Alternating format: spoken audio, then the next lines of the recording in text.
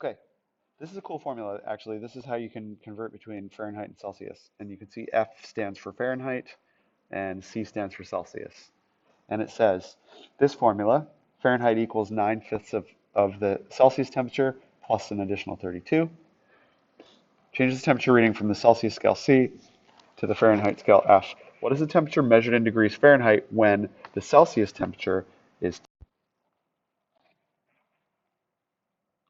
Well, as I've been urgently trying to get everybody to do in both of my classes, you start with the original formula of this.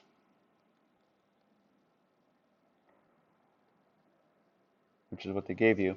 And then you're going to sub it in. What did they tell us? They told us that you have 10 for C. So you're going to rewrite the exact original formula again,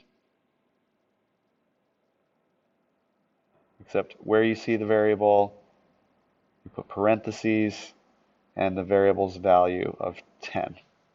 Okay?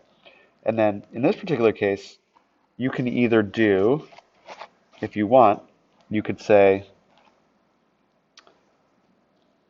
Fahrenheit, oops, the Fahrenheit temperature is equal to 9, really, like looking at it again over here, that's like over 1, right? So 9 times 10 is 90.